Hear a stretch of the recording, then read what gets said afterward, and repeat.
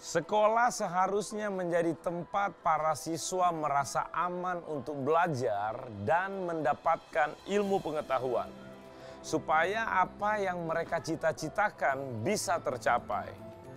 Namun realita yang ada, justru di sekolah sering terjadi pembulian antara murid yang satu dan murid yang lainnya.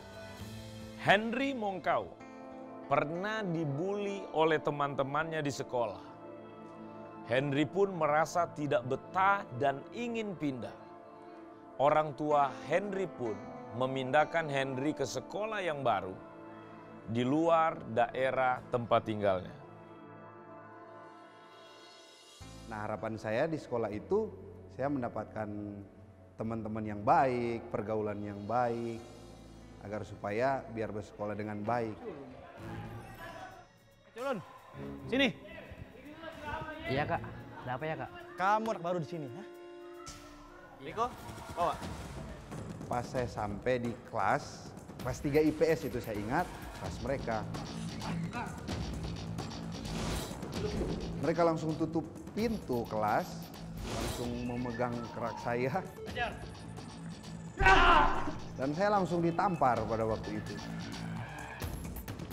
Saya memang pasrah, saya tidak melawan sama sekali karena saya pikir saya orang baru juga, belum banyak kenalan dan mereka juga banyak. Tidak bisa terima, aduh kenapa saya pindah ke sekolah baru terus diperlakukan seperti itu. Kenapa kamu? Aku nggak ke kelas, Kak. Ayo kita ke sekolah. Kita hajar. Nah, ketika sampai di pagar sekolah, sepupu saya ini dia langsung bilang, yang mana yang pukul kamu? Mana? Kasih tahu orangnya. Itu, Kak. Kamu yang pukulin si Henry ya? Ingat semua. Jika kalian ketemu si Henry, urusan sama saya. Kamu jangan takut lagi sama orang kayak gitu ya. Iya kak. Ayo pulang. Wah, saya berpikir ini ada teman-teman saya yang siap bantu. Jadi kayaknya memang jadi berani sekali pada waktu itu.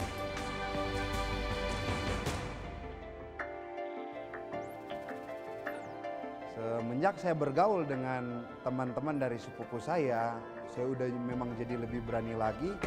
Ketika saya di sekolah itu, saya memang udah pede gitu ya. Ini rupanya kakak kelas jagoan. Di kelas 2 itu agak ditakuti lah gitu.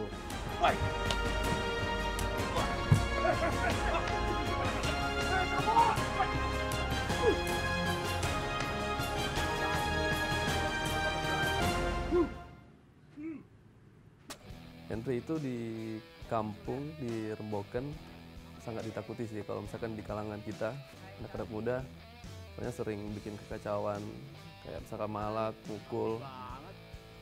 Kenalin, aku Henry.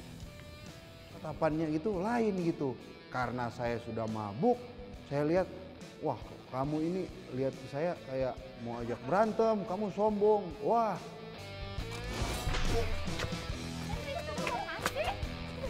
Karena udah mabuk, udah hilang kontrol, saya langsung tonjok itu pada waktu itu, dan dia langsung kabur.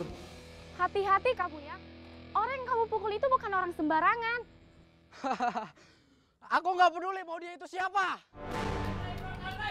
Keluar! Mana kau? Keluar kamu Henry! Keluar!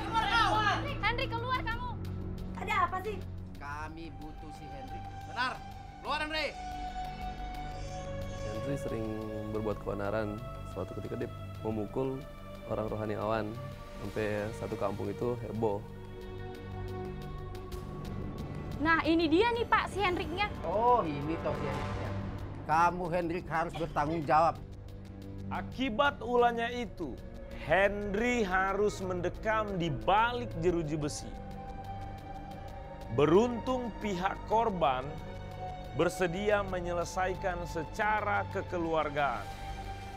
Sehingga Henry hanya ditahan selama 4 hari.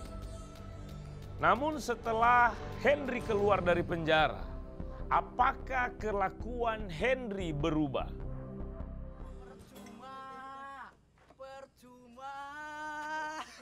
Saya udah memang mabuk berat pada waktu itu.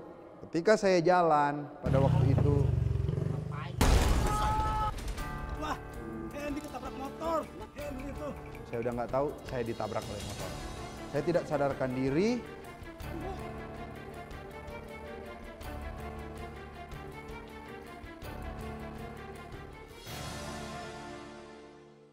Tuhan Yesus, ampunilah dosa-dosa anakku. Sembuhkanlah dia, agar dia pulih kembali.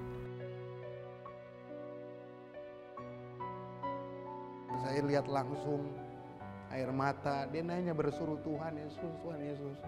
Seperti gitu. Saya ketika melihat itu, air mata saya langsung keluar pada waktu itu.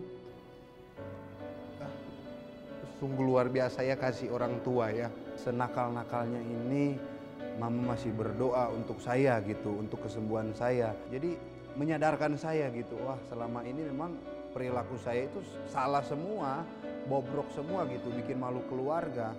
Ada kesadaran muncul, oh saya sudah salah itu. Apa yang kamu buat seperti gini, ini loh akibatnya gitu. Yang kamu tabur sebelumnya, ini tuayannya seperti gitu. Maafin Henry, Kak. Dokter, gimana keadaan adik saya, dokter? Ini mujizat ya. Masa kritis saya udah lewat. Apa yang terjadi dokter bilang ini mujizat. Karena tulang lehernya patah, di ronsen, sekarang sambung kembali. Gitu pada waktu itu. Harus perlu pemulihan untuk bisa berjalan lagi. Saya merenungkan memang kemurahan Tuhan ya melebihi hidup saya. Di sini juga saya merasakan bahwa doa seorang ibu itu memang luar biasa ya. Dengan berjalannya waktu, saya kurang lebih 4 bulan itu saya udah bisa jalan walaupun mungkin pincang. Dan memang benar, saya tidak begitu lama itu sudah bisa jalan normal.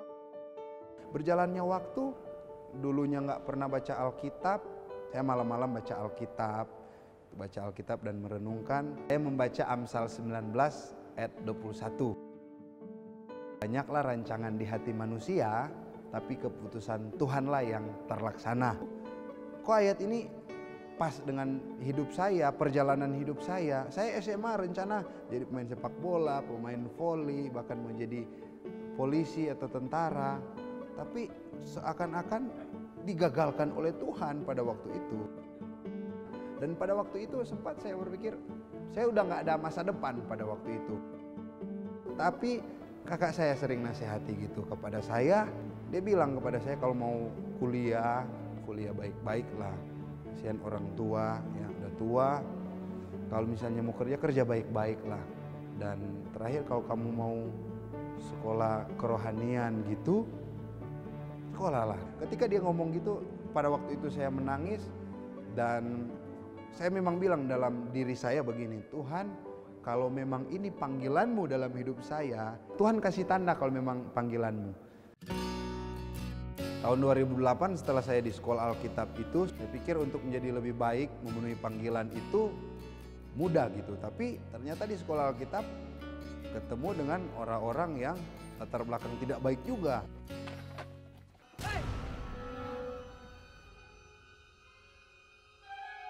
Dalam hati, bagaimana saya tetap kuat kalau setiap hari seperti ini?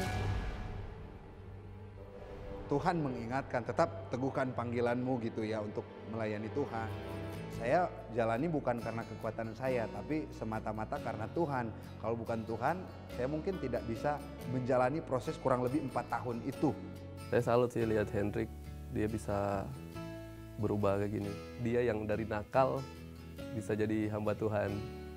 Saya menyesal dengan apa yang saya lakukan dulu ya. Jadi yang dulunya saya anggap kebanggaan, prestasi, hal yang luar biasa dulu. Tapi ketika saya kenal Tuhan Yesus yang mengubahkan hidup saya, semuanya itu sia-sia, bahkan tidak berarti sama sekali.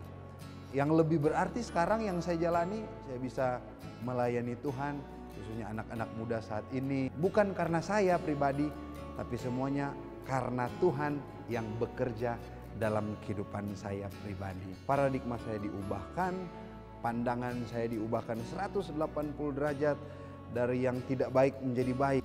Yang dulu katanya preman, tapi sekarang saya sama sekali nggak ngelihat kepremanannya itu. Bahkan saya dengar cerita dari kakaknya, dari mamahnya, dulu Henry kayak seperti apa, tapi sekarang sama sekali saya tidak melihat sisi itu dalam kehidupannya Henry. Saya boleh menjalani kehidupan ini menjadi bermakna dan berarti ketika saya hidup di dalam Yesus Kristus.